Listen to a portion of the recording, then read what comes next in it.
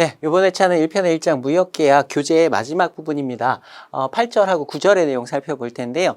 여기서는 여태까지 이제 우리가 무역계약과 관련된 내용들 쭉 살펴보고 그 이행하는 것 관련된 내용들 쭉 살펴봤습니다. 이제 마지막으로 그런 무역계약이 제대로 이행되지 않았을 때 클레임이라고 하죠. 클레임이 발생했을 때 그걸 어떻게 해결하는지 관련된 내용 살펴보도록 하겠습니다. 자, 8절의 대목차 1번 보시면 무역 클레임의 개요 이렇게 돼 있고요. 1번 목차 무역 클레임의 의 이렇게 되어 있습니다. 양가로 1번 끝에 쪽에 보시면 클레임은 계약이 잘못됐어요. 상대방의 계약을 위반했습니다. 그러면 내가 뭔가 손해를 받겠죠? 그러면 내 손해본 그 권리의 회복을 해달라든가 손해배상을 해달라고 요구한다든가 이런 것들을 클레임이라고 합니다. 여러분이 일반적으로 그냥 알고 계시는 클레임의 그 사전적인 의미 그대로 생각하시면 됩니다. 나머지는 한 번 정도 그냥 읽어봐 주시면 되고요. 자, 2번 목차 보시면 무역 클레임의 발생 원인 그리고 예방책 이렇게 나와 있는데요. 양가로 1번에 보시면 먼저 동그라미 1번에 직접적인 원인 이렇게 되어 있습니다. 이거 다 외우실 필요는 없습니다. 한 번 정도만 쑥 읽어보시면 될 것 같고요. 계약 내용 자체에 그 계약을 위반했기 때문에 발생하는 계약 위반과 직접적으로 연관되어서 발생하는 이런 클레임을 직접적 원인에 의한 클레임이다라고 얘기하고요. 그 밑에 보시면 최진 출제 포인트 보시면 클레임 중에서 가장 좀 빈도수가 가장 잦은 게 품질 불량에 대한 클레임이 많다라는 정도만 봐두시면 되겠습니다. 자, 그 다음에 동그라미 2번 간접적인 원인도 한 번 정도만 읽어보고 넘어가시면 충분할 것 같아요. 계약을 이행하는데 그 부수적인 주변 상황 때문에 발생하는 클레임이다라고 생각하시면 되겠습니다. 자, 그 다음에 양가로 2번에 예방책 나와 있는데요. 이것도 한 번 정도 그냥 쓱 훑어보고 넘어가시면 충분한 내용이에요. 자, 3번 목차 보시면 무역 클레임의 종류 해가지고 3가지 정도의 내용이 나와 있는데요.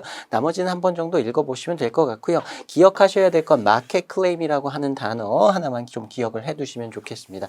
마켓 클레임은 그냥 간단하게 얘기하면요. 아주 사소한 꼬투리를 잡아서 이건 클레임 거리가 되지도 않을 거예요. 근데 계약을 뭔가 깨고 싶은 겁니다. 그래서 뭔가 눈에 불을 켜고 막 꼬투리를 찾아가지고 좀 말이 안 되는 아주 작은 내용을 가지고 제기하는 이런 클레임을 마켓 클레임이라고 합니다. 자, 넘어가서 4번 목차 보시면 무역 클레임의 내용 이렇게 해서요. 실제로 이제 클레임을 통해서 상대방에게 요구하는 게 뭔가 금전의 청구, 돈 달라고 요구하는 거고요. 2번 양가로 2번에 금전 이외의 청구, 돈 이외, 금전 이외의 다른 무언가 뭔가 보상을 요구하는 또는 계약의 이행을 요구하는 뭐 이런 것들을 보시면 되겠습니다. 자, 5번 목차 보시면요. 무역 클레임의 제기 이렇게 돼 있어요. 자, 클레임은 뭔가 문제가 발생했다고 아무 때나 제기할 수 있는 것이 아니라 보통 양가로 1번 보시면 규정된 기간 내 이렇게 돼 있죠.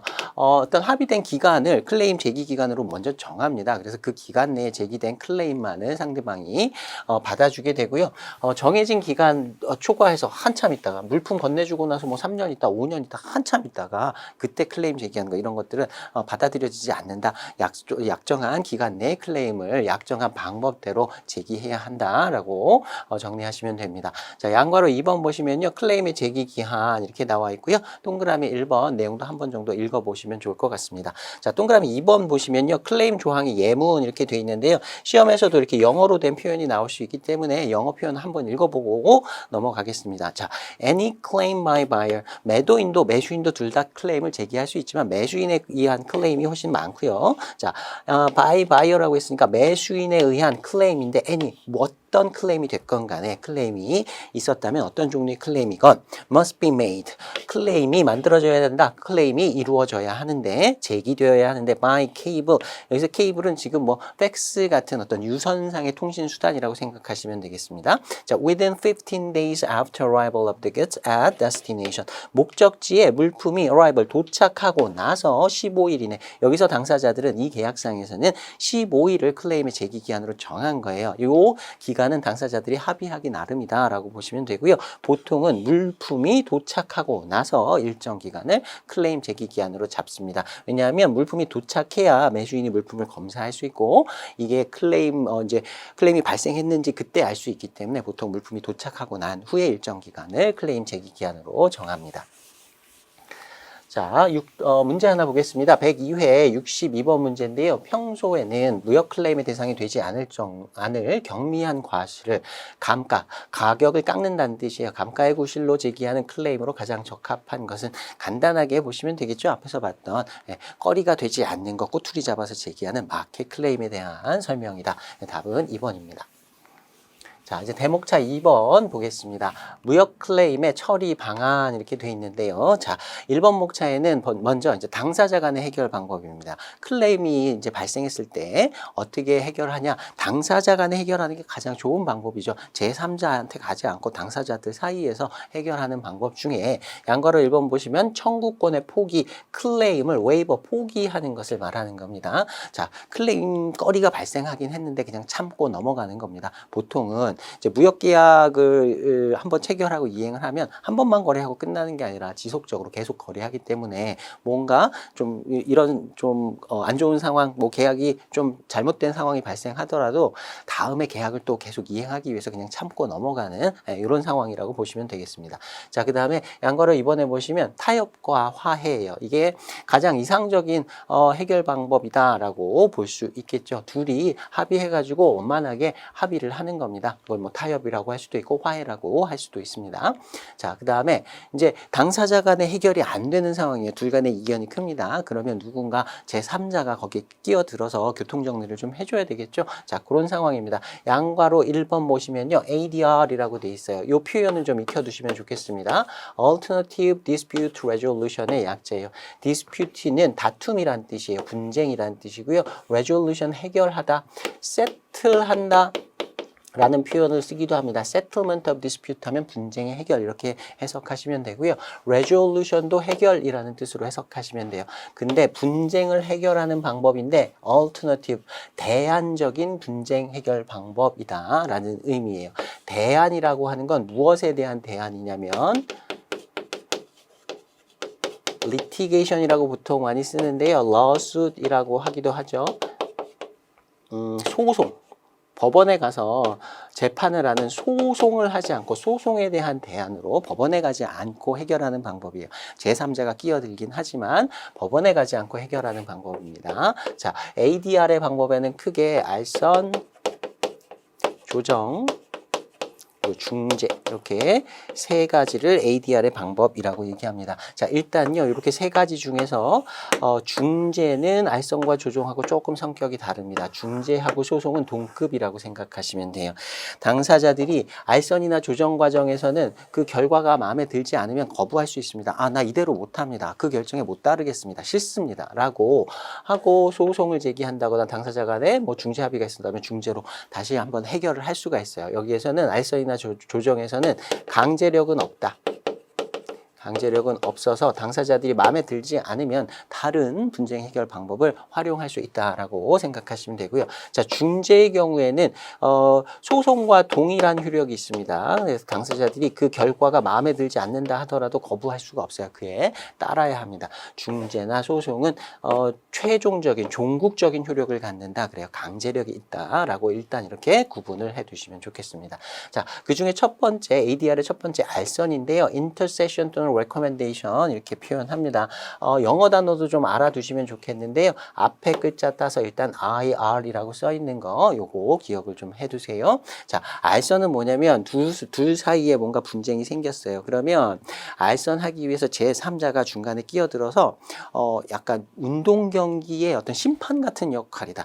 분쟁 해결하는 데 있어서 아주 적극적으로 개입해가지고 뭐 이렇게 조정을 해주는 게 아니라 분쟁을 이렇게 해결해 주는 것이 아니라 어떤 조언 정도를 하는 것이다.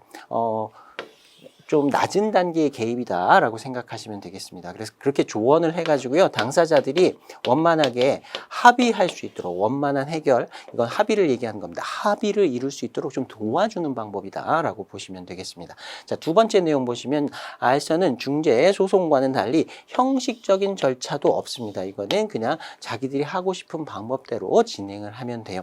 근데 두 번째의 그 ADR의 방법인 조정에도요. 조정도 강제력은 없지만 이거는 형식적인 절차는 법으로 규정된 건 있어요. 그 조정 절차라고 해가지고 별도의 형식 절차는 있습니다. 근데 알선에는 그 형식적인 절차 자체도 없어요.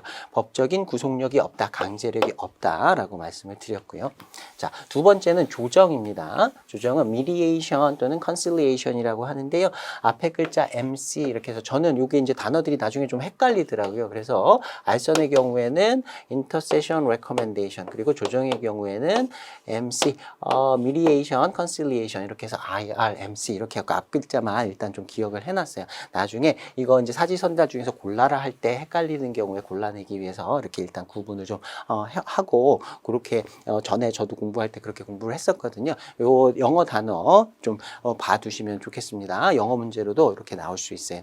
자, 조정의 내용 보시면요. 알선보다는 조정에서는 그 분쟁을 해결해주는 당사자가 조금 더 깊이 들어옵니다. 조금 더 깊이 들어와서 앞에서 말씀드린 대로 어떤 형식 절차가 있어요. 정해진 절차대로 조정인을 선정을 합니다. 그 조정인이 조정안이라는 걸 제시해줘요. 그래서 상대방들의 분쟁 있는 상대방들의 얘기를 다 들어보고 이렇게 제가 들어보니까 자 당신 말도 이런 정도의 일리가 있습니다. 그러니까 요 정도에서 합의하시면 어떻겠습니까? 합의할 수 있는 어떤 안을 제시를 해주는 겁니다. 그래서 조정안을 제시해주고 그에 대해서 합의할 수 있도록 도와주는 방식이다라고 보시면 됩니다. 앞에서 말씀드린 것처럼 알선이나 조정의 경우에 둘 다 강제력은 없다 그랬어요.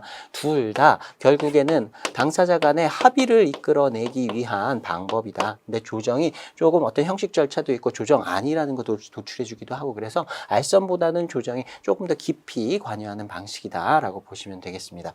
알선이나 조정이나요. 둘 다 만약에 합의를 했다라고 하면 그 합의된 내용대로 그 문제가 해결이 되는 것이고요. 이것도 결국에 합의가 있다라고 하면 종국적인 효력이 있다라고 얘기할 수는 있습니다. 그 자체만으로는 강제력은 없지만 만약에 알선이나 조정 절차를 거쳐서 합의가 있었다라고 하면 계약 자체도 합의에서 성립되는 거니까 분쟁도 합의가 있으면 합의에 따라서 해결되는 것 이렇게 보시면 되겠습니다. 근데 만약에 이렇게 합의가 되지 않는다라고 하면 강제력을 가지고 있는 중재나 소송에 의해서 그 분쟁을 다루어야 한다 이렇게 정리하시면 되겠습니다. 자, 맨 마지막에 보시면요. 당사자가 일단 조정안을 수락하면 법적 구속력을 갖는다. 이 말이 그 말이에요. 당사자 간에 합의가 있었으니까 합의에 따른다. 합의가 가장 강력한 구속력을 가지는 것이다. 그래서 이렇게 표현하는 것이다 라고 이해하시면 되겠습니다. 자, 이제 동그라미 3번의 중재입니다. 중재는 arbitration이라고 하는데요. 중재인은 arbitrator라고 부릅니다. 중재의 판단을 해주는 당사자를 말하는 거예요. 자, 중재라는 건 법원에 가지 않고요. 사인, 공인이 아니라 법원에서 소송을 통해서 문제를 해결할 때는 판사가 이제 그 판결을 내려주죠. 판사는 공권력에 의해서 어떤 특정한 절차, 자격을 가진 사람을 임명해서 법적인 틀 안에서 이제 권력을 부여해서 그 사람이 공인인 거죠. 공인에 의해서 분쟁을 해결하는 방식인데 중재에서의 중재인은 그럼 판사와 같은 사람이 아니에요. 그냥 일반인입니다. 보통은 전문가들 여기다가 이제 중재인으로 선정을 하는데요. 뭐 법 분야의 전문가인 변호사라든가 아니면 무역 분야의 전문가들 이런 사람들을 중재인으로 선정을 합니다. 저 같은 관세사들도 어떤 분들은 중재인으로 활동하시는 분들도 계세요. 자, 아무튼 이렇게 판사가 아닌 사인이 판단을 내려주고 그 판단에 그 당사자들이 강제력을 스스로 부여해가지고 그에 따르기로 하는 분쟁 해결 방식이라고 보시면 되겠습니다. 그래서 이런 표현 씁니다. 중재인의 판정에 절대 복종함으로써 클레임을 해결하는 방법이다. 중재의 판정에 강제력을 부여해서 그에 따르기로 하는 분쟁 해결 방법이다. 자, 중재에는 몇 가지 특징이 있는데요. 두 번째 내용 보시면 중재로 분쟁을 해결하겠다라고 하는 반드시 서면상의 중재 합의가 있어야 절차가 개시된다. 분쟁 해결의 최종적인 방법은 중재 또는 소송 둘 중에 하나입니다. 둘 중에 하나인데 소송 같은 경우에는요. 당사자들이 소송에 의해서 분쟁을 해결하자 이렇게 합의를 해서 소송을 통해서 분쟁 해결하는 방법도 있을 수 있고요. 만약에 합의가 없었어요. 분쟁 해결을 어떻게 하겠다라는 아무런 합의가 없었던 경우에 최종적으로 소송은 진행을 할 수가 있습니다. 근데 만약에 소송으로 분쟁 해결하겠다라고 합의를 한 게 아니라 중재로 분쟁 해결하겠다고 서면에 합의가 있었다고 하면 중재로만 분쟁을 해결해야 되고요. 최종적으로는 중재 합의가 있었던 경우에는 소송을 진행할 수는 없습니다. 그러니까 중재랑 소송은 두 개를 다 할 수는 없어요. 최종적으로는 둘 중에 하나만 선택해서 해야 됩니다. 중재로 분쟁을 해결하기 위해서는 반드시 서면 글로 써 있는 무언가 합의가 반드시 있어야 합니다. 서면상의 합의가 없었다고 하면 최종적으로는 소송으로 분쟁을 해결한다라고 정리하시면 됩니다. 자, 그 다음에 중재인이 판정을 내리면 단심으로 종결된다라고 그래요. 소송의 경우에는요, 만약에 처음에 소송을 했는데 판결이 나왔어요. 근데 내가 마음에 안 들면 2심, 그것도 마음에 안 들면 3심 이렇게 상급 법원에다가 어필을 할 수 있죠. 어필이라고 하는데 뭐 항고, 상소 뭐 이런 제도를 말합니다. 2심, 3심 이렇게 갈 수 있어요. 그래서 최종적으로 3심까지 가면 보통 이제 대법원에서 판결 내려주면 그게 이제 최종적인 판결이 되는 거죠. 처음에 판정이 마음에 들지 않더라도 두 번째, 세 번째 기회는 있는 겁니다. 그런데 중재의 경우에는 그런 2심, 3심의 개념이 없어요. 딱 한 번으로 끝납니다. 그냥 단판으로 끝나는 거예요. 그러니까 빨리 끝나기 는 합니다. 마음에 안 든다고 해서 그에 대해서 뭔가 다른 조치를 취할 수 없다라는 건 단점으로 생각할 수 있지만 어떻게 보면 한 번에 끝나니까 그 절차가 굉장히 빨리 끝난다. 소송에 비해서는 빨리 종결이 될 수 있다라고 생각할 수 있습니다. 자, 계속 보시면 조정에서 조정하는 수락 여부는 당사자의 자유의사에 속한다. 그래서 알선이나 조정은 강제력이 없다라 그랬어요. 근데 중재의 경우 중재 판정을 거부할 수가 없다. 강제력이 중재에는 있다라고 했습니다. 중재 판정은 법원의 확정 판결과 동일한 효력을 갖는다라고 얘기해요. 자, 그 다음에 중재는 소송과 유사하지만 중재 판정의 경우에는 상소의 여지가 없다. 2심, 3심을 할 수가 없다. 그리고 중재에 위탁된 사건에 대해서는 소송에 의해서 다툴 수 없다. 중재와 소송을 한꺼번에 할 수는 없다. 둘 다 할 수는 없다. 중재 결과가 마음에 들지 않는다고 또 소송을 제기할 수는 없다. 둘 중에 하나만 선택해야 한다라고 말씀드렸습니다. 자, 이제 양과를 2번 보겠습니다. 소송입니다. litigation이라고 하기도 하고요. lawsuit이라고 하기도 합니다. 자, 나머지 내용은 한번 쭉 읽어보시면 될 것 같고요. 이 동그라미 2번 맨 마지막에 보시면 소송의 단점이라고 보통 얘기를 하는데요. 자국의 재판권이 상대국에 미치지 못하는 한계점이 있다라고 얘기합니다. 예를 들어서 한국의 당사자와 미국의 당사자 사이에 분쟁이 생겼어요. 그래서 소송을 진행했습니다. 근데 소송을 한국에서 진행했어요. 한국에서 승소했습니다. 내가 이겼어요. 그래서 미국에 있는 당사자한테 뭐 이제 손해배상을 받아야 됩니다. 그러면 한국 법원에서 승소한 판정을 가지고 미국에 가서 이걸 강제 집행할 수 있느냐? 못합니다. 왜냐하면 우리나라의 재판 관할로 우리나라 안에만 효력을 미치는 거고요. 미국에서는 미국 법원에 의한 판결이 있어야 강제 집행을 할 수가 있어요. 한국에서 이겼다고 해서 그대로 인정해 주는 거 아닙니다. 미국에 가고 이걸 강제 집행을 하려면요, 미국에서 소송을 또 해야 됩니다. 그 국가에서 다시 한번 해야 돼요. 그래서 해당 국가에서 뭔가 이제 그 소송에서 최종 판결을 받았다고 해서 그걸 가지고 상대방 국가에 가서 강제 집행을 하기는 어렵다. 물론 그에 대한 협약이 따로 체결되어 있는 경우가 있어요. 근데 그건 좀 예외적인 상황으로 보셔야 되고요. 일반적으로는 상대국에서는 그 효력을 인정받지 못한다라고 정리하시면 되겠습니다. 자, 그다음에 양과를 한번 보시면 중재와 소송의 비교 이렇게 나와 있는데요.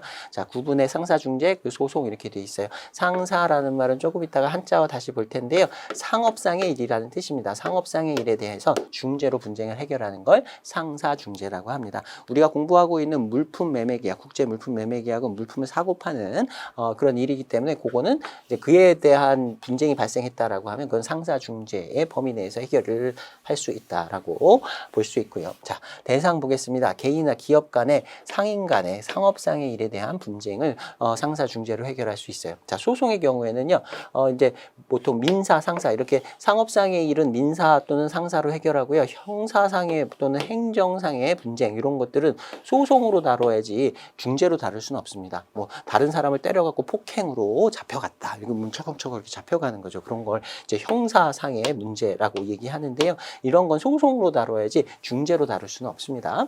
자, 그다음에 요건 보시면 중재는 당사자에 의해서 서면에 의한 합의가 반드시 필요하다 그랬어요. 합의가 있다 하더라도 그게 서면이 아니라 구두로 말로 한 합의다라고 하면 인정해주지 않습니다. 반드시 서면이어야 합니다. 자, 그다음에 소송에는 뭐 당사자의 행위 능력이 필요하다라고 되어 있는데 행위 능력이라고 하는 건 법적인 행위 능력 얘기하는 거예요. 그 당사자가 뭐 미성년자면 안 된다. 그리고 그 자기가 스스로 판단할 수 없는 능력이 한정된 사람들, 그런 분들이 아니어야 한다라는 건데요. 사실 이게 중요한 건 아니고요. 소송의 경우에는 당사자 간의 분쟁 해결에 대한 합의가 없었던 경우에 최종적으로 분쟁을 해결하는 방법이다 라고 이해해 두시면 되겠습니다. 소송은 결국에 중재 합의가 없는 경우는 최종적으로는 소송으로 분쟁을 해결하게 된다, 이렇게 정리하시면 됩니다. 자, 그 다음에 판정자라고 되어 있는데요. 중재의 경우에는 중재인이 판정을 내리게 되고 소송의 경우에는 법관이 판정을 내리게 된다. 자, 근데 상사중재의 중재인은요, 보통 그 분야의 전문가를 중재인으로 선정을 합니다. 그래서 중재의 과정도 뒷부분에서 조금 더 살펴보긴 할 텐데요. 소송보다는 조금 더 융통성이 있다라고 보시면 됩니다. 좀 좋은 말로 하면 융통성이고요. 좀 나쁘게 얘기하면 중재인이 조금 자기의 판단에 따라서 이렇게 편향된 판정을 내릴 가능성도 있다라고 보시면 되겠습니다. 그건 조금 단점의 측면에서 바라보면 그렇게 얘기할 수 있고요. 아무튼 상사 중재를 통해서 전문가가 판단을 내리기 때문에 법 규정에 따라서 누가 잘했니 잘못했니 뭐 이런 것을 따지는 데 그 목적이 있는 것이 아니라 최종적으로 합리적으로 양 당사자에게 가장 효율적인 방법으로 분쟁을 해결하는 그런 결론을 도출해내는 것, 그게 상사중재의 가장 큰 특징이다라고 볼 수 있습니다. 그래서 그 중재 판정이 약간 그 과정에서 유연성이 있고요. 그 유연성이 있다라고 하는 것, 융통성이 있다라고 하는 건 법 규정에 따라서 경직된 어떤 판결을 내리는 게 아니라 서로 둘 다에게 가장 이득이 되는 방법으로 분쟁을 해결할 수 있다라고 생각하시면 되겠습니다. 자. 그리고 소송의 경우에는 법률 규정에 따라서 법 규정을 그대로 적용해서, 물론 상사중재도 중거법 이런 것들을 따르긴 하지만요, 소송 쪽이 훨씬 더 그런 법에 따르는 어떤 그 융통성이 적다라고 보시면 되겠습니다. 그래서 약간 경직적으로 판결을 내린다라고 얘기할 수 있습니다. 자, 그다음에 효력 부분 보시면요. 중재 판정은 법원의 확정 판결과 동일한 효력을 가진다라고 했습니다. 이게 국내에서뿐만 아니라 외국으로 가서도 국제적인 집행이 가능합니다. 뉴욕 협약이라고 하는 협약이 있는데요. 이 협약의 체약국들 내에서는 외국에서 내려진 중재 판정도 그 나라에서 내려진 중재 판정하고 동일한 효력을 부여하도록 하는 그런 협약이 있어요. 이 뉴욕 협약에는 약 150여 개국이 가입이 돼 있고요. 우리나라도 여기에 가입이 돼 있습니다. 그래서 웬만한 국가에서는 다 외국에 나가도 어떤 한 국가에서 내려진 중재 판정을 갖고 그 나라에 가서 그대로 강제 집행을 요구할 수 있다라고 정리할 수 있어요. 자, 소송의 경우에는 앞에서 얘기했듯이 그 해당 국가 내에서는 법적인 구속력을 가지지만 국제적으로 집행하는 데는 어려움이 있을 수 있다. 자, 그 다음에 중재의 경우에는요, 비공개로 하는 것이 원칙입니다. 그래서 기업 간의 어떤 분쟁이 생겼을 때 비밀을 유지하는 기밀 유지하는 게 굉장히 중요한 문제가 되는 거죠. 그래서 그렇게 비공개이기 때문에 비밀을 유지하는 데 도움이 된다. 그리고 소송의 경우에는 공개를 하는 게 원칙입니다. 비공개를 하는 경우도 있지만 그건 예외적인 경우고요. 소송의 경우에는 공개되는 것이 원칙입니다. 그래서 외부에 어떤 회사 간에 어떤 사업자 간에 분쟁이 있었다라는 것, 그 내용까지 소송을 통해서 한다라고 하면 다 알려지게 됩니다. 그래서 비밀 유지하는 데는 조금 불리하다라고 얘기할 수 있어요. 자, 그 다음에 신속성 부분에서 보면 중재는 단심 한 판으로 끝난다 그랬습니다. 그리고 절차도 소송에 비하면 조금 간단해요. 그래서 빨리 끝난다, 신속하게 해결할 수 있다. 소송은 그에 반해서 복잡한 소송 절차 그리고 3심까지 가야 되기 때문에 오래 걸린다. 그래서 특히 외국과의 그 무역 분쟁 물품 매매 계약에서 분쟁이 생긴 경우에는 굉장히 오래 끄는 경우도 있어요. 유명한 소송들 같은 경우에는 한 10년 이상 넘어가는 최종 판결까지 그런 경우도 있을 수 있습니다. 다 그런 것은 아니지만 오래 걸리는 경우는 굉장히 오래 걸릴 수 있습니다. 자, 그리고 비용도 상사중재가 조금 더 저렴하다라는 정도로만 봐두시면 되겠습니다. 자, 문제 한번 풀어보겠습니다. 109회 67번 문제인데요. 무역 클레임 해결 방법에 대한 설명으로 옳지 않은 것은 물었습니다. 자, 1번 보시면 waiver of claim, 클레임을 할 수 있는데, 클레임을 제기할 수 있는데 그걸 포기하는 거죠. 청구권의 포기, 이렇게 번역이 되어 있고요. 현재 무역 거래가 빈번히 일어나고 있는 경우에 지금 거래를 하고 있어요. 근데 막 싸우게 되면 나중에 거래를 이제 못하게 될 거잖아요. 그러니까 지금 한번 내가 손해를 보더라도 그냥 참고 넘어가는 겁니다. 그런 경우에 가능한 방법이다. 향후 지속적인 거래를 가능하게 해준다. 괜찮고요. 자, 두 번째 보시면 amicable settlement. amicable 하면 우호적인 이런 뜻입니다. 우호적인 방법으로 settlement, 분쟁을 해결하는 방법이에요. 이걸 이제 화해 이렇게 번역을 하는데요. 실무적으로 분쟁 해결하는데 가장 바람직한 방법이다. 당사자 간의 합의로서 원만하게 분쟁을 해결하는 방법이다 라고 볼 수 있고요. 자, 3번에 보시면 조정입니다.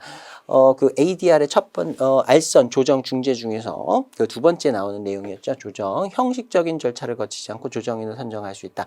조정인을 선정하는 데는 법적 규정이 있긴 있습니다. 법률로 규정된 절차가 있어서 그 절차를 따르긴 해야 돼요. 그래서 절차를 거치지 않고 조정인을 선정할 수 있다라고 되어 있는 부분이 틀린 부분이에요.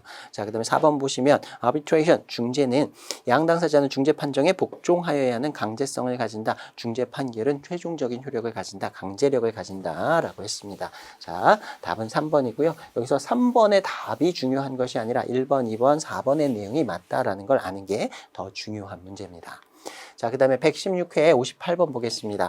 제3자 개입에 의한 무역 클레임 해결 방법에 대한 설명으로 옳지 않은 것을 물었습니다. 자, 첫 번째는 조정입니다. 조정안에 대해서 당사자가 수락할 의무는 없으며 기본적으로 강제력은 없다 그랬어요. 알선이나 조정은. 자, 어느 일방이 조정안에 불만이 있는 경우에는 조정으로 분쟁이 해결되지 못한다. 자, 2번에 알선은 형식적인 절차를 가진다. 알선은 형식적 절차 자체가 없다 그랬어요. 성공하는 경우, 그래서 필요한 합의를 도출해냈다라고 하는 경우에 당사자 간의 비밀이 보장된다. 그리고 거래관계를 계속 유지할 수 있다. 뒷부분은 맞는데요. 형식적 절차를 가진다. 이거는 조정에 해당되는 내용이고, 조정이나 뭐 중재, 소송 다 형식적 절차가 있습니다. 규정되어 있습니다. 근데 알선은 그런 것조차 없다. 2번이 틀렸고요. 3번 보시면 중재는 양 당사자가 계약 체결 시나 클레임이 제기된 후에 이 클레임을 중재로 해결할 것을 합의하는 것이 필요하다. 서면의 합의가 반드시 필요하다 그랬습니다. 조금 이따가 다시 한번 볼 텐데요. 이 중재 합의는 계약 체결 시에 아직 클레임이 발생하지 않은 상태에서 혹시나 앞으로 클레임이 발생하면 중재로 해결하자. 이렇게 사전에 합의를 할 수도 있고요. 클레임이 발생하고 난 다음에 문제가 발생된 다음에 이거 중재로 해결합시다라고 사후에 합의하는 이런 방법도 가능합니다. 서면의 합의만 있다면 사전에 합의하든 사후에 합의하든 관계없습니다. 자, 그 다음에 4번 보시면 소송은 사법협정이 체결되어 있지 않은 한 소송에 의한 판결은 외국에서의 승인 및 집행이 보장되지 않는다라고 했고요. 아까 약간의 예외는 있다라고 말씀드렸는데 국가 간에 우리 국가 간에는 상대방 국가의 법원의 판결도 자국의 판결과 동일하게 효력을 인정해 주자라고 하는 협정을 특별하게 맺는 경우가 있을 수는 있습니다. 이건 예외적인 상황으로 보셔야 되고요. 일반적인 경우에는 외국에서는 승인 및 집행 이런 것들이 보장되지 않는다. 4번은 맞는 내용입니다. 자, 답은 2번이었고요. 자, 이제 9절 보겠습니다. 상사 중재 해가지고요. 중재 관련된 내용들을 조금 더 자세하게 살펴보겠습니다. 자, 대목차 1번에 상사 중재의 개요 이렇게 되어 있는데요. 앞에서도 잠깐 설명드렸습니다. 상사라는 건 상업상의 일이라는 뜻입니다. 그걸 중재로 해결하는 걸 상사 중재라고 한다. 자, 1번 목차의 중재의 정의 이렇게 나와 있는데 한번 쭉 읽어보시면 될 것 같고요. 뒷부분에 보시면 자주법정제도다라는 표현이 나와요. 이거는 법원의 확정 판결과 동일한 효력을 가지고 있기 때문에 중재의 판정은 그래서 법원에 의해서 소송에 의해서 분쟁을 해결하는 것과 유사하다라고 얘기할 수 있습니다. 그 절차도 법원에서 소송으로 해결하는 것하고 어느 정도 닮아 있는 부분이 있어요. 그런데 자주라는 말을 붙였어요. 당사자들이 그 중재의 방법에 내용에 합의를 해갖고 스스로 자기들이 만들어낸 법정제도다라는 의미입니다. 스스로 만들어낸 합의에 의해서 우리가 법정처럼 만들어가지고 그걸로 분쟁을 해결하자라고 하는 게 중재다라고 설명할 수도 있어서 자주 법정제도다라는 표현을 쓰기도 합니다. 이 표현 정도 익혀두시면 될 것 같아요. 자, 그 다음에 2번 목차 보시면 중재의 장단점 나와 있고요. 양괄호 1번이 장점 되어 있습니다. 앞에서 우리 소송과 비교하는 내용에서 일부분 내용들 다 다루었습니다. 자, 첫 번째 중재 계약의 자율성 이렇게 돼 있는데요. 당사자들이 법원 판결에 의존하지 않고 당사자 간의 중재 합의에 따라서 그들이 선임하는 중재인, 원칙적으로 중재인도 당사자들의 합의에 의해서 선정을 할 수가 있습니다. 그렇게 판정을 맡기고 그 판정 결과에 복종하기로 하는, 스스로 어떤 절차를 만들어내고요. 스스로 복종하기로 미리 합의를 하는 분쟁 해결 방법이다. 그래서 자주적인 분쟁 해결 방법이다 이렇게 표현하는 거고요. 앞에서도 자주법정제도다라는 표현도 쓴다 그랬어요. 자, 그 다음에 신속성 앞에서 설명드렸습니다. 한 번 정도 읽고 넘어가시면 될 것 같고요. 중재인의 전문성도 마찬가지입니다. 소송에서 판결을 내려주는 법관은 법 전문가죠. 무역 전문가는 아니에요. 근데 중재인은 보통 무역 관련된 그 세부 내용을 잘 알고 있는 전문가를 선정하기 때문에 그 해결 방법이 법 규정에 따라 경직되지 않고 현실적으로 합리적인 어떤 해결 방안을 내주는 경우가 있을 수 있다. 그걸 장점이라고 얘기할 수 있다라는 거예요. 자, 그 다음에 비공개로 진행되는 것이 원칙이기 때문에 비밀 유지에 유리하다. 그리고 비용도 저렴하게 든다. 시간도 좀 적게 들고요. 중간에 보시면 변호사의 보수, 인지대 등에 대한 비용이 들지 않기 때문에 소송에 비해 비용이 저렴하다 그러는데요. 중재를 하는 경우에도 변호사의 도움을 받는 경우는 있습니다. 물론 이제 변호사 비용은 들 수는 있어요. 근데 소송하고 비교했을 때 조금 적게 든다라는 거고요. 인지대라고 하는 건 소송 제기할 때 이제 국가에다 납부하는 비용이라고 생각하시면 되는데 소송에서도 비용을 내긴 합니다. 근데 그 비용이 굉장히 적습니다. 그 중재인에게 우리나라에는 대한상사중재원이라고 하는 중재기관이 있는데요. 거기에 이제 보수 규정이 있어요. 얼마 안 됩니다. 정말 얼마 안 돼요. 자, 그 다음에 중재 판정의 국내 및 국제적 효력해서 앞에서도 잠깐 말씀드렸어요. 뉴욕 협약에 의해서 외국에서도 중재 판정의 효력 그리고 강제 집행이 보장된다.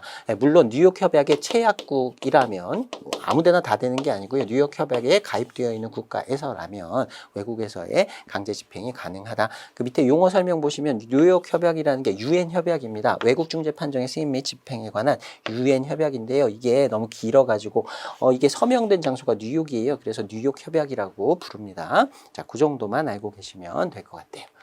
자, 그 다음에 양가로 2번에 보시면 단점 나와 있습니다. 장점만 있을 수는 없죠. 자, 단점 보시면 법률 문제가 먼저 나옵니다. 중요한 법률 문제가 포함되어 있을 경우 중재인의 판단 능력이 미흡할 수 있다. 중재인은 법 전문가는 아니에요. 무역 전문가입니다. 법률적인 판단, 법적으로 누가 잘했고 누가 잘못했고 이런 걸 가리려고 한다면 소송이 더 좋은 방법이긴 합니다.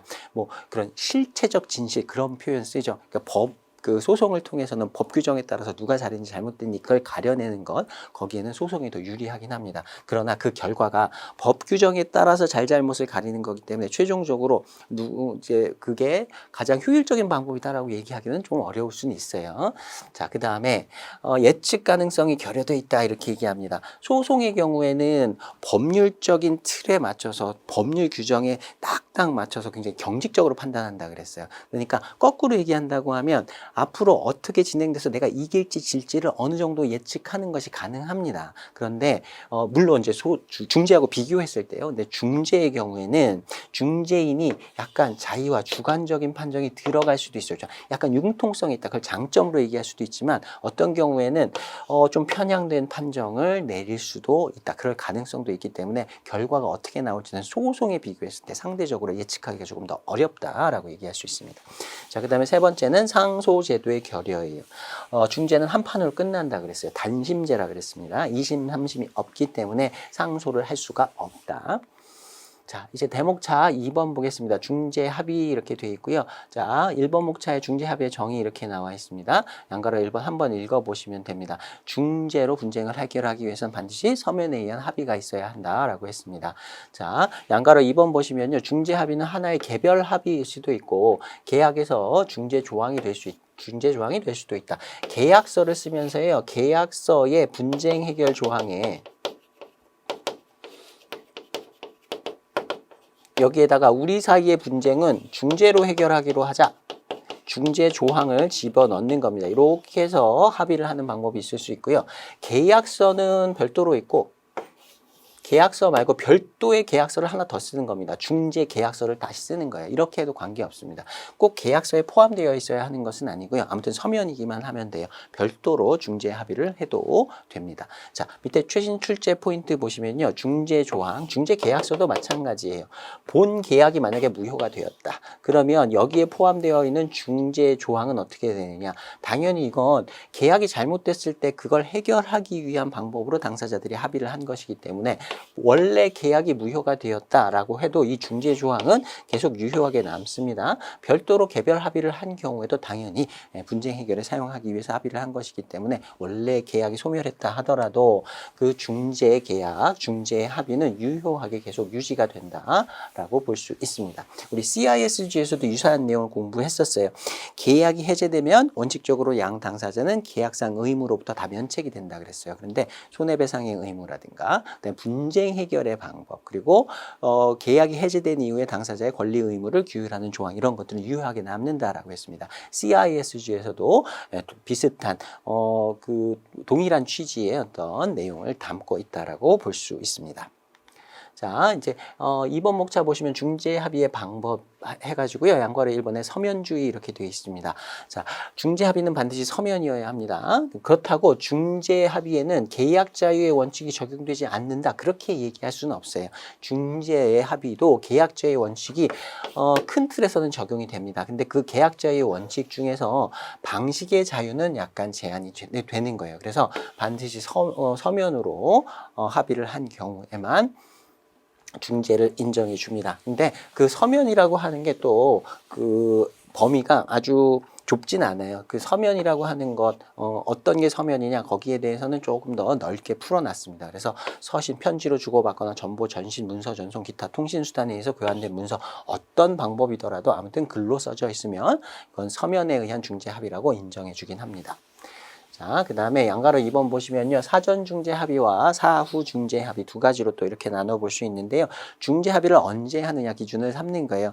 분쟁이 발생하기 전에 뭐 계약 체결 시에 중재 조항을 넣었다라고 하면 사전 중재 합의라고 할 수 있고요. 자, 문제가 생겼어요. 문제가 생기고 나서 이걸 어떻게 해결할까? 그때서 중재로 분쟁을 해결하기로 합의하는 걸 사후 중재 합의라고 합니다. 물론 사전에 중재 합의를 하는 게 훨씬 더 좋은 방법이겠죠. 나중에 막 치고받고 싸우고 있는데 그걸 중재로 해결하자라고 합의하는 것 그 자체도 어려울 수가 있어요. 그러니까 사전 중재 합의가 더 바람직한 방법이긴 하되 사전에도 할 수 있고 사후에도 할 수 있다. 효력에는 아무런 차이가 없다라고 정리할 수 있습니다. 자, 이제 3번 목차 보시면요. 중재 합의의 내용이에요. 중재 합의는 어떻게 해야 한다라고 딱 정해진 건 없습니다만 최소한의 요건들은 필요합니다. 보통 중재지, 중재기관, 중거법은 명시가 되어야 한다라고 얘기하는데요. 여기에다가 이제 중재인을 선정하는 방법 이런 것들도 집어넣기도 합니다. 근데 시험에서는 기본적으로 이렇게 세 가지는 들어가야 한다. 유효한 중재 합의가 되기 위해서는 기본적으로 이런 정도의 내용은 들어가야 한다. 자, 중재지라고 하는 건 중재를 진행할 장소를 말하는 겁니다. 나중에 분쟁이 생기면 중재를 어디에서 진행할지, 뭐 예를 들어 한국과 미국과 한국 회사, 미국 회사 간에 계약에서 분쟁이 생겼다라고 하면 합의를 할 때 뭐 한국에서 중재를 하기로 하자, 미국에서 중재를 하기로 하자 이렇게 미리 합의를 해두는 거예요. 꼭 당사국뿐만 아니라 제3국에서 중재를 하는 경우도 많습니다. 뭐 싱가포르나 홍콩 같은 데도 이런 국제 중재를 하는 기관들이 마련되어 있는 경우 마련되어 있고요. 거기에서 중재하는 경우도 많습니다. 자, 그다음에 중재 기관은 중재 절차 과정에 대한 전반적인 관리를 수행하는 상설기관, 뭐 중재기관에도 상당히 여러 가지가 있는데요. 일반적으로 한 국가마다 그 분쟁을 처리하는 중재기관으로 상설기관을 하나 마련해 두는 것이 일반적입니다. 우리나라에는 대한상사중재원이라고 하는 기관이 있어요. 방금 말씀드린 대로 뭐 그 싱가포르 같은 경우에는 국제중재를 하는 기관도 상설기관도 마련이 되어 있고요. 자, 그런 기관을 통해서 중재를 진행하기로 이렇게 미리 합의를 하는 겁니다. 우리는 어디에서 어떤 기관을 통해서 중재를 하기로 하자. 여기에 이제 조금 깊은 내용이긴 한데요. 시험에는 거기까지는 안 나옵니다만 중재기관, 상설 중재기관을 반드시 이용해야 하는 건 아니에요. 당사자들이 그 절차를 따로 합의해가지고요. 어떤 기관을 통하지 않고 스스로 어떤 절차를 마련하고 그 기관처럼 어떤 그 절차들을 미리 다 합의를 해가지고 당사자의 합의에 의해서 그렇게 진행을 하는 것도 가능은 합니다. 자, 그다음에 중거법인데요. 중재 규칙. 보통 이제 어떤 중재 규칙 하나를 정해가지고 중재를 진행하는 절차를 규정한 중거법을 정하는 겁니다. 자, 중재를 할 때 그 판단을 내릴 때 누가 잘했는지, 누가 잘못했는지, 누가 어떤 의무가 있고, 누가 그런 의무를 하지 않았기 때문에 상대방은 어떤 권한이 발생한다. 이 판단을 내리는 중거법은 우리가 앞에서 공부한 CISG라든가 기타 협약, 뭐 국내법 이런 것들로 판단을 해요. 근데 여기서 얘기하는 중거법은요, 절차적인 중거법을 얘기하는 거예요. 중재 절차는 어떻게 시작이 되고, 중재인은 어떻게 선임이 되고, 심리 절차는 어떻게 거치고, 얼마 만에 판결이 나와야 되고, 이런 절차들을 규정한 법을 따로 이제 규정을 해가지고 그에 따라서 중재를 진행하게 되는데요. 앞에서 말씀드린 대로 우리나라 같은 경우에는 대한상사중재원이라는 중재기관이 마련이 되어 있고요. 그 우리나라에서는 대한상사중재원의 중재법이라고 하는 법이 따로 있습니다. 중재규칙이라고, 이제 중재법은 또 따로 있고요. 거기서 만드는 중재규칙이라고 하는 중거법이 또 따로 있어요.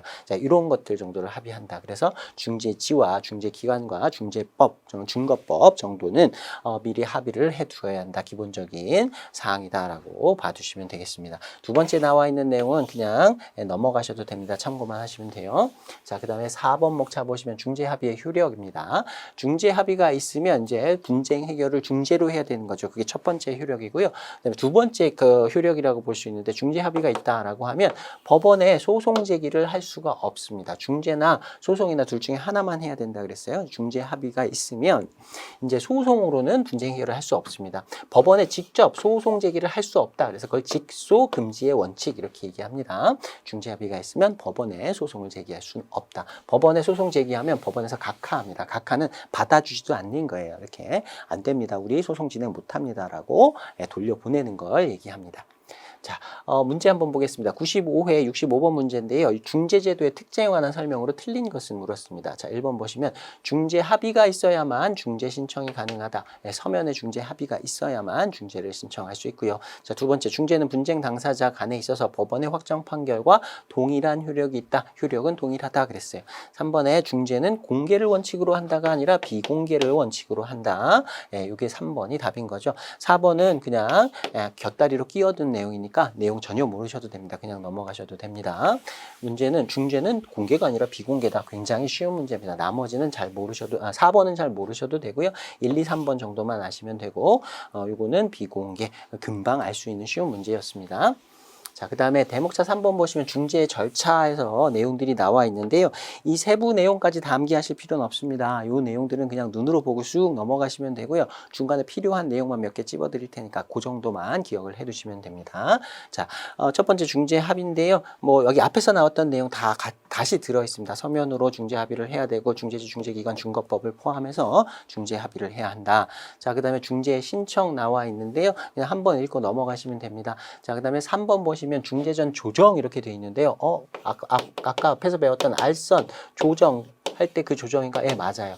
조정을 중재라든가 아니면 소송, 최종적인 분쟁 해결 방법은 두 개라 그랬죠. 그거를 하기 전에 전치 절차라고 하는데요. 미리 거치는 절차로 이용하는 경우도 있습니다.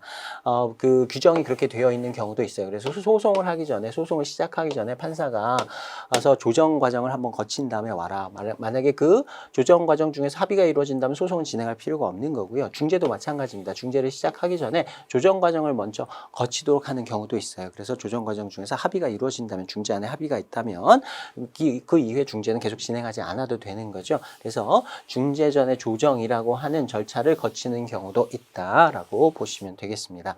자, 그 다음에 양괄호 2번 중에 동그라미 2번 보시면요. 조정안은 강제력이 없다라고 했어요. 그런데 일단 성립했다는 말은 당사자 간에 합의가 있다라는 거고요. 당사자의 합의가 있다라고 하면 이것도 최종적인 법원의 확정 판결과 동일한 효력을 갖는다라고 얘기할 수 있습니다. 합의가 가장 강력한 분쟁 해결의 방법이다. 그래서 이런 표현을 쓴다라는 정도로 봐두시면 되겠습니다.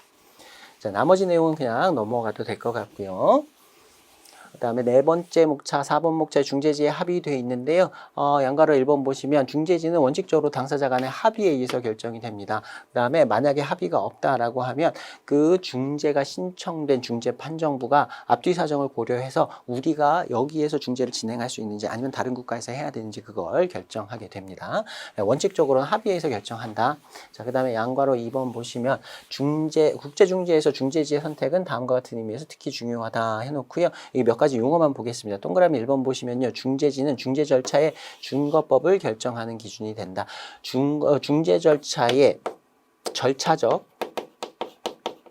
준거법을 렉스 아비트리라고 부릅니다. 이 용어가 시험 문제에 나올 수 있기 때문에 일단 눈으로는 익혀두시면 좋겠고요. 자, 그다음에 동그라미 2번 보시면요. 중재지는 중재 판정의 국적을 결정하는 요인이다. 우리나라에서 내려진 중재 판정, 미국에서 내려진 중재 판정, 어디에서 내려졌느냐에 따라 그 중재 판정의 국적이 정해진다.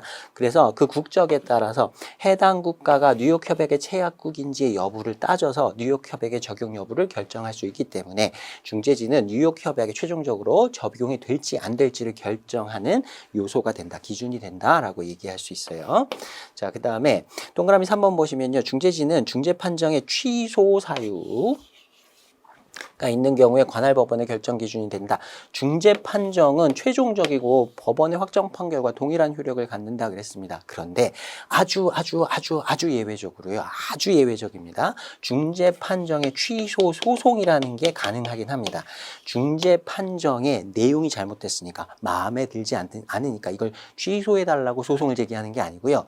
중재 판정의 과정이라든가 절차라든가 합의의 내용에 흠결이 있었기 때문에 이건 원천적으로 무효다라는 것을 근거로 제기할 수 있는 소송이 있긴 합니다. 이걸 법원에다 제기하는 거예요. 중재 판정에 이런 흠결이 있었기 때문에 이런 오류가 있었기 때문에 이건 중재 판정으로서 효력을 갖지 않습니다. 그러니까 무효의 판정을 내려달라고 소송을 제기하는 방법이 있긴 있습니다. 아주 예외적인데요. 이 뒤에서 다시 한번 좀 설명드리도록 하겠습니다. 근데 만약에 이런 중재 판정 취소 소송을 한다라고 하면 그때 어떤 법원에다 그 취소 소송을 제기해야 하느냐? 중재지의 관할 법원에다가 그 취소 소송을 하는 게 원칙입니다. 그래서 중재지의 중재지는 이렇게 동그라미 1, 2, 3번의 내용 때문에 중요하다. 요거는 시험에 가끔 나오니까 요 정도는 봐두시면 좋겠습니다. 자, 그 다음에 5번 목차 보시면요. 중재인 선정 및 중재판정부 구성 이렇게 되어 있어요. 중재판정부라는 건 중재인 여러 명으로 구성된 중재인의 집단을 얘기하는 겁니다. 자, 한 명이 중재하는 경우도 있고요. 3인 중재를 하는 경우도 있습니다. 합의가 없는 경우에 우리나라 중재법에서는 3인 중재를 한다라고 법 규정이 나와 있긴 합니다. 좀 깊은 내용인데요. 최근에 여기서 기출문제가 한번 나온 적이 있어요. 굉장히 어려운 문제로 출제가 되긴 했는데 뭐 알아두면 나쁠 건 없으니까요. 우리나라 중재법상에서 당사자 간의 합의가 없는 경우에 3인 중재를 하는 것으로 규정이 되어 있다라는 것 정도 표시해 두시면 좋겠습니다. 양괄호 2번에 중재판정부는 1인 또는 수인의 중재인으로 이렇게 되어 있는데요. 수인이라는 말은 여러 명이라는 뜻이에요. 네, 단어만 보고 넘어가겠습니다. 자, 그 다음에 최신 출제 포인트 보시면요. 중재판정부는 중재 절차를 진행하는 동안 중재가 좀 소송에 비교해서 빨리 끝나긴 한다 그랬어요. 신속하긴 하다 그랬어요. 그런데 중재를 하고 있어요. 근데 한 당사자가 중재 당사자인데 내가 질 것 같아요. 질 게 뻔해요. 그래서 내가 손해배상을 해줘야 될 것 같다. 그러면 중재 판정을 진행하는 동안에 내가 가진 재산을 다 다른 사람 명의로 돌린다든가 팔아먹는다든가 해서 내 재산을 하나도 없게 만들어 놓는 거예요. 그래서 중재 판정이 내려진 다음에 실제로 손해배상을 청구를 한다 그래도 줄 돈이 없으니까 날 줄 게 없다 배째라 이렇게 얘기할 수 있는 상황이 있을 수도 있겠죠. 그래서 그런 상황이 발생하는 걸 막기 위해서 중재 절차를 진행하는 동안에 중재의 판정이 최종적인 판정이 내려질 때까지 판정 시까지 현상 유지 현재 상태를 유지해라 자산을 딴 데다 팔아먹지 말고 그대로 가지고 있어라 등 이런 조치로서 당사자들의 지위 보호 또는 그 결과를 기다리는 동안 목적물 처분 재산 도피 등을 제한하고 상태를 유지하기 위해서 처분을 최종적인 판정을 내리기 전에 중간에 먼저 어떤 처분을 내릴 수 있습니다. 그걸 임시적 처분, interim measure라고 하는데요. measure가 조치라는 뜻이에요. interim은 중간 과정이라는 뜻입니다. 중간의 조치라는 뜻이에요. 임시적 처분이라고 부르는데 아직 최종 판정은 내려지지 않았지만 최종 판정이 있을 때까지 지금 상태를 그대로 유지해라 라는 일종의 명령 같은 걸 내릴 수 있습니다. 그걸 임시적 처분이라고 합니다. 이건 시험에 굉장히 여러 번 나왔습니다. 간단한 문제로 나오긴 했는데요. 이 임시적 처분이라는 의미는 잘 알고 계셔야 됩니다. 자, 그 다음에 6번 목차 보시면 심리되어 있는데요. 심리라는 게 묻고 대답하는 과정이라고 보시면 되겠습니다. 소송을 진행할 때도 마찬가지고요. 그 당사자들을 불러다가 사실관계를 확인하고 물어보고 답을 듣는 이 과정을 심리라고 한다 보시면 되겠습니다. 자, 양과로 2번 내용 한번 볼게요. 당사자 간 다른 합의가 없는 경우 중재판정부는 중재지 외의 적절한 장소에서 중재인들 간의 협의, 증인, 감정인, 당사자들에 대한 신문, 물건, 장소, 검증, 문서 열람을 할 수 있다. 그 중재지 외의 다른 장소에서도 이런 심리 절차는 진행할 수가 있습니다. 그리고 시험 문제에 이런 내용이 나온 적도 있어요. 심리 절차에 당사자가 출석하지 않으면, 안 나타나면 어떻게 하느냐, 그대로 진행합니다.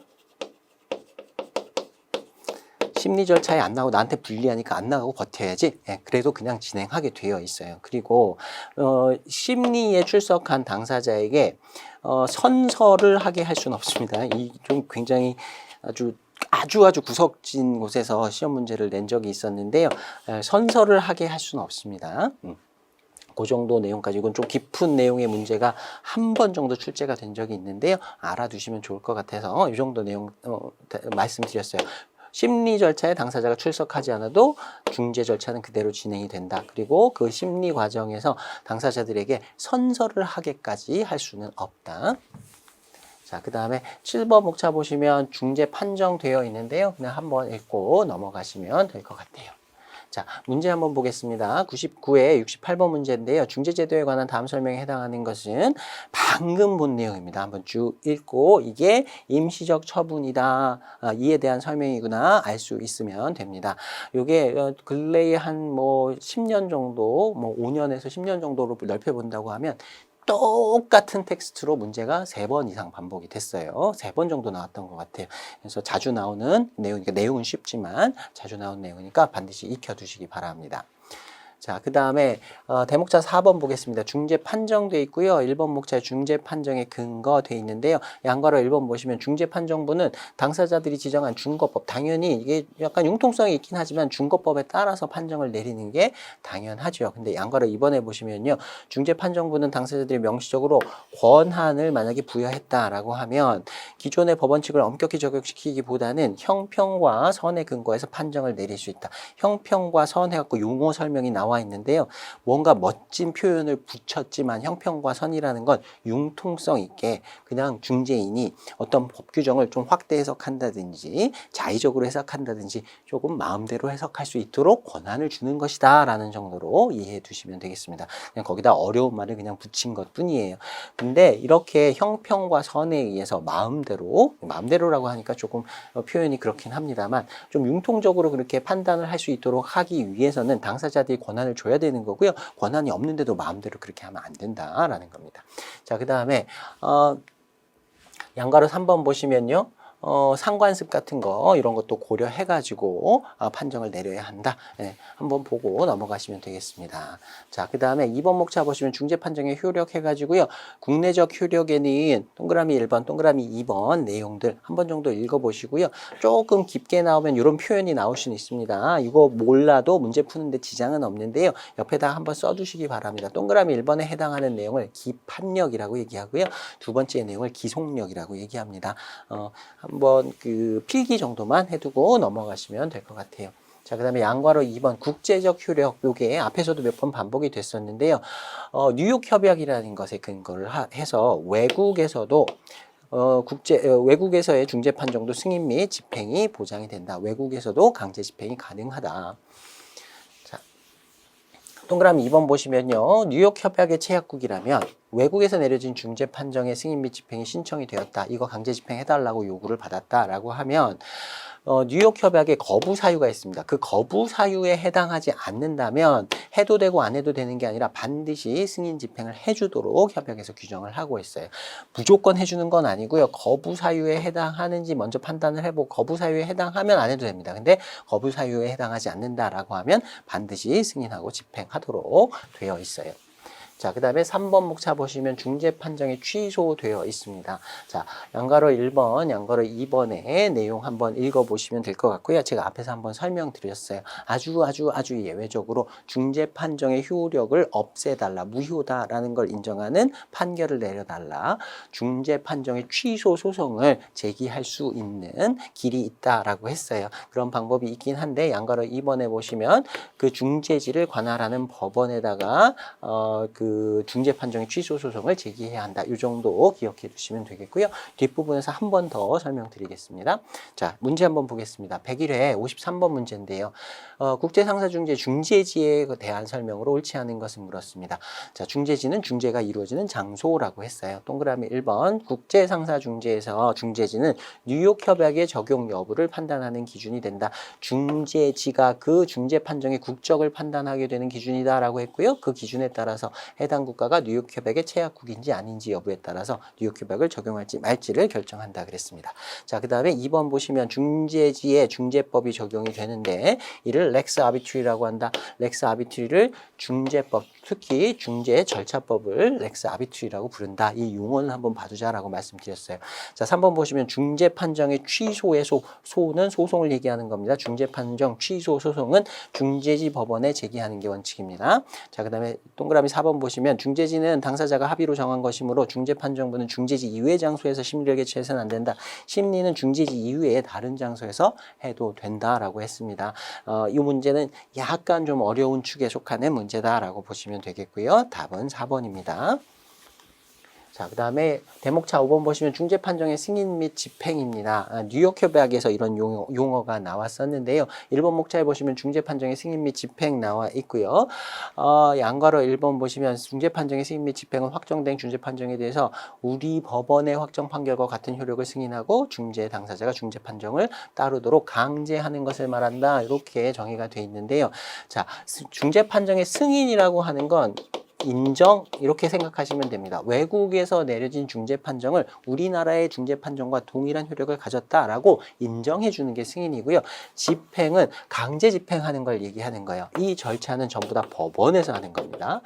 외국에서 중재 판정을 받아가지고 해당 국가에서 그걸 강제 집행을 하려고 하면 법원에다 이걸 신청하는 거예요. 이걸 승인 인정해 주시고요. 강제 집행할 수 있도록 공권력을 부여해 주십시오라고 법원에다가 신청하는 것을 말한다.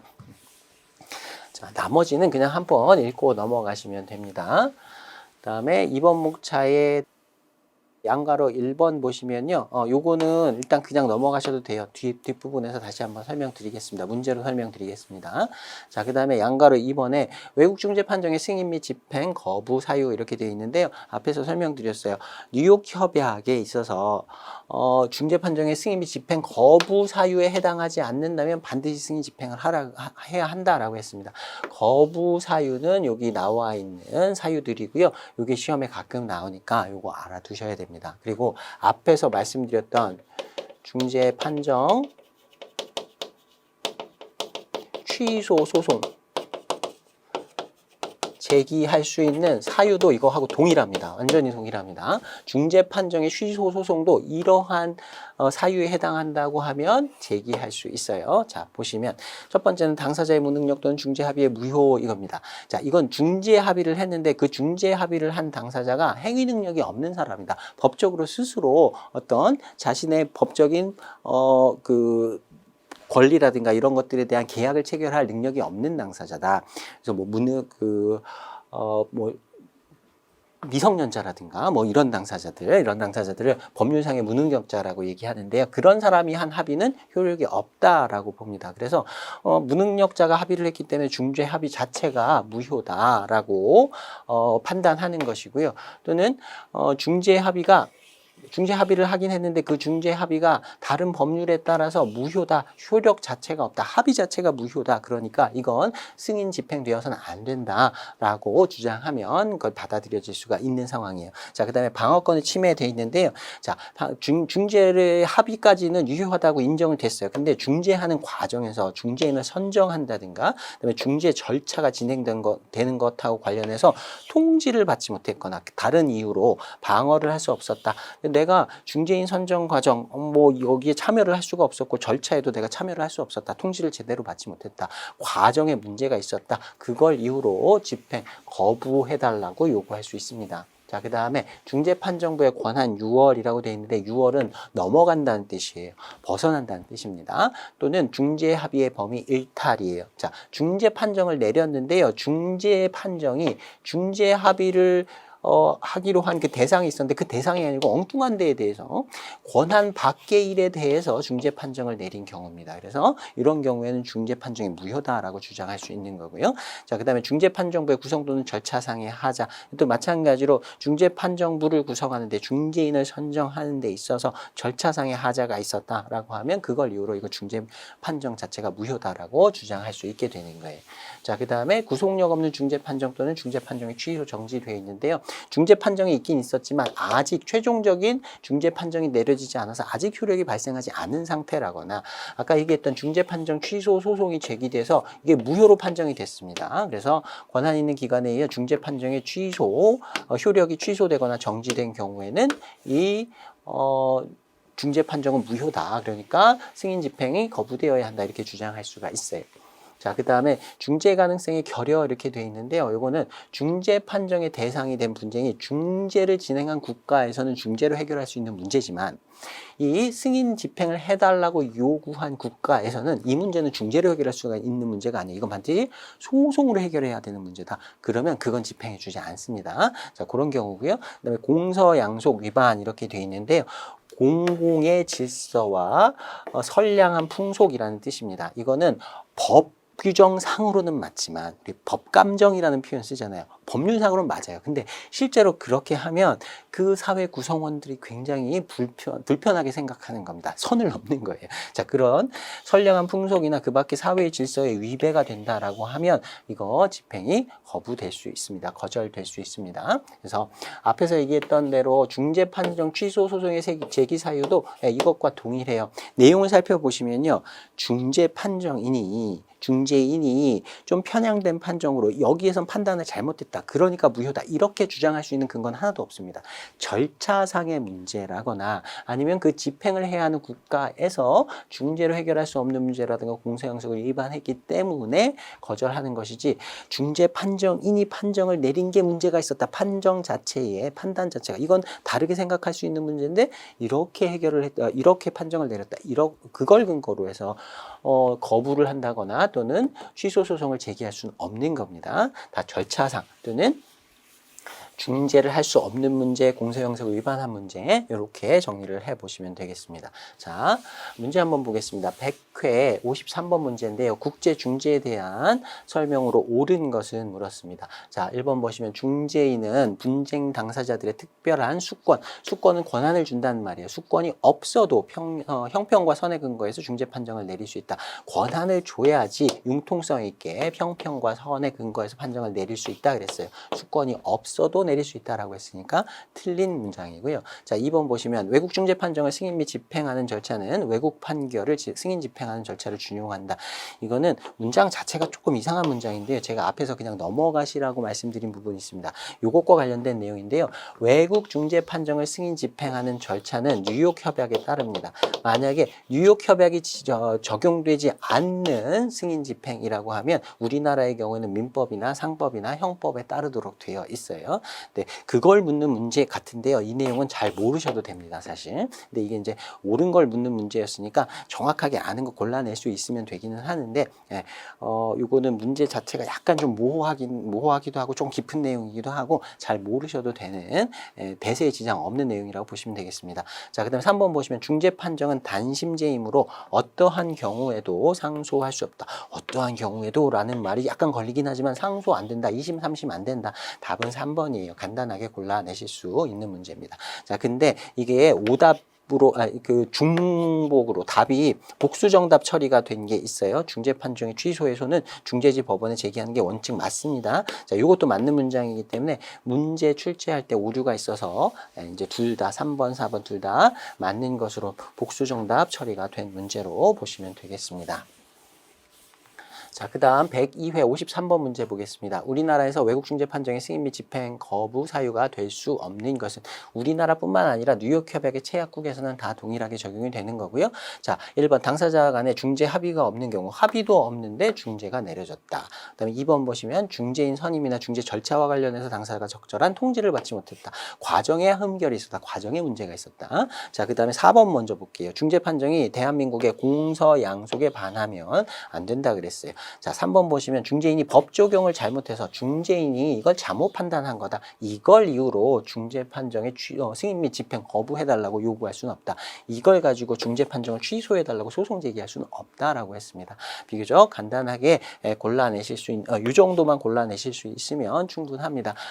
뉴욕 협약에서의 승인 및 집행 거부 사유는 아까도 말씀드렸지만 꽤 자주 나오는 문제화되는 것이니까 익혀두시긴 하되 세부 내용까지 아주 꼼꼼하게 글자 하나까지 암기하실 필요는 없습니다. 전체적인 취지 정도 알고 계시면 되겠습니다. 자, 여기까지 해서 계약과 관련된 교재의 내용 모두 다 마쳤습니다. 필요한 부분들 복습 좀 부탁드리고요. 다음 회차에 서머리 내용으로 전체 한번 훑어보는 시간 갖도록 하겠습니다. 자, 이번 회차 여기서 마무리하겠습니다. 수고 많으셨습니다.